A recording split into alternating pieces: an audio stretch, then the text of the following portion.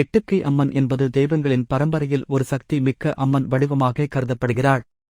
இவர் பொதுவாக மக்களுக்கு பாதுகாப்பு அளிக்கும் கருணையுடன் கூடிய அம்மன் என்றே போற்றப்படுகிறாள். அருள்மிகு அஷ்டபுதி தேவியாக இருப்பது. எட்டுக்கை 8 கரங்கள் கொண்ட அம்மன் சக்தியின் வடிவமாக கருதப்படுகிறாள். ஒவ்வொரு கையிலும் ஒரு ஆயுதம் கொண்டு உலகத்திற்குப் பாதுகாவலராக விளங்குகிறாள். அழியா பாதுகாவலராக அம்மன். எட்டுக்கை அம்மன் வழிபாடு கடும்பாபங்களை நீக்கி பக்தர்களுக்கு அருள் பாலிப்பதாக நம்பப்படுகிறது. யுத்தத்தில் வெற்றி பெறவும் பகைவர்களிலிருந்து பாதுகாப்பு பெறவும் இவர் வழிபடப்படுகிறாள். நவராத்திரி அமாவாசை வழிபாடு.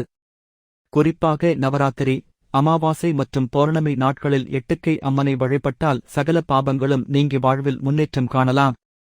பிரபஞ்ச சக்தியின் உருவம். எட்டுக்கை கொண்டதால் இவர் பிரபஞ்ச சக்தியின் மொத்த வடிவமாகவும் கருதப்படுகிறாள்.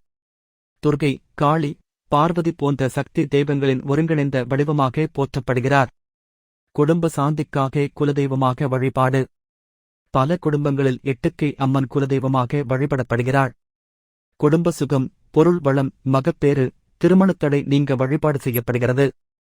பகவதி அம்மன் வடிவம். சில பகுதிகளில் எட்டுக்கை அம்மனை பகவதி அம்மனாகவும் காளியாகவும் கருதுகின்றனர். சிவன், விஷ்ணு, காளி வழிபாட்டுடன் இணைந்து அம்மனை பூஜை செய்தால் பலன் அதிகம் கிடைக்கும். நெய் விளக்கேற்றி வழிபட்டால் வீட்டு தீமைகள் அகலும். எட்டுக்கை அம்மன் வழிபாடு நம்மை அனைத்து நஷ்டங்களிலிருந்தும் காக்கும் சக்தி வாய்ந்தது. மேலும் பல ஊர்களில் இந்த அம்மன் தனிக்கோவிலில் பிரதிஷ்டை செய்யப்பட்டிருக்கிறது.